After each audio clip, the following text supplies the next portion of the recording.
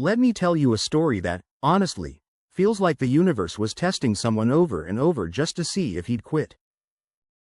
But he didn't.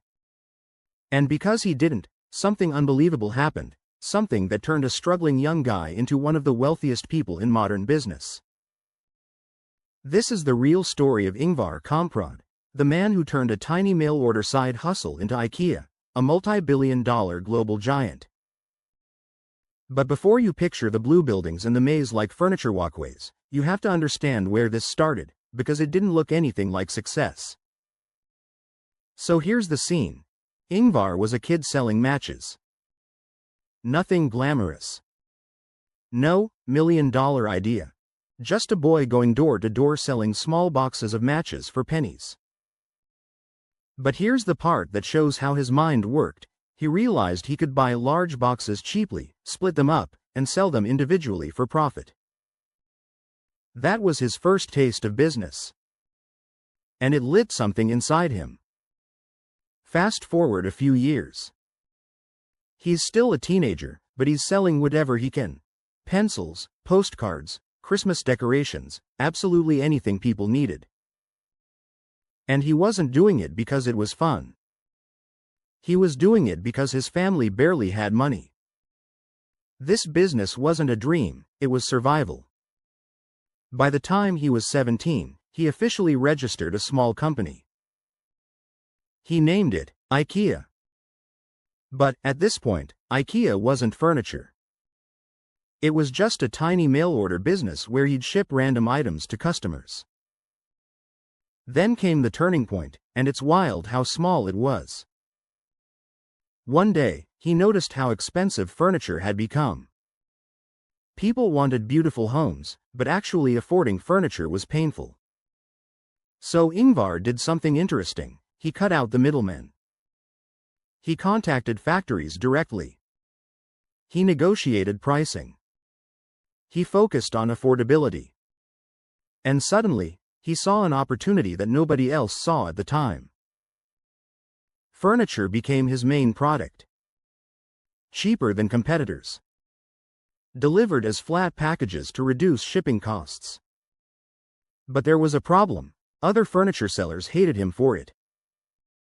They were furious that he was offering lower prices, so they collectively decided to boycott him. Factories canceled contracts. Suppliers backed out. Some even threatened legal action. Imagine that.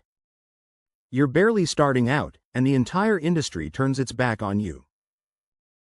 Most people would pack up and leave. Ingvar didn't.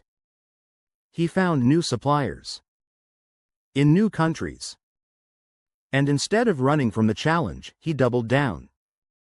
He created flat-pack furniture, not because it was stylish, not because it was modern, but because it made shipping cheaper and kept prices low. And from that one idea, IKEA exploded. His stores were packed. Customers loved the lower prices. Furniture suddenly became accessible. Families who couldn't afford expensive items before could now decorate their homes without breaking the bank. And while IKEA grew into billions, here's the part that always surprises people. Ingvar lived unbelievably simple. He drove an old Volvo. He flew economy.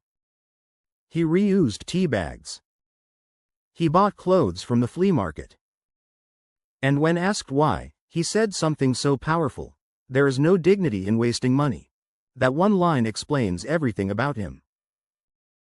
Oh, and here's something most people don't know. When his fortune increased, he didn't move the company to make himself richer. He structured IKEA so that it would survive long after he was gone, not to enrich him personally. By the time he passed away, his net worth was estimated at more than $50 billion, and it all started with a kid selling matches door to door. Life is strange. Sometimes the people who start with the least end up understanding value better than anyone else. Sometimes the small ideas, the ones that don't look important, end up changing how the entire world shops. If you enjoy real stories like this, stories that make you rethink what's possible, don't forget to like the video and subscribe right now. And hey, drop a comment too. I want to hear what business idea you've been sitting on. Who knows, maybe your story is next.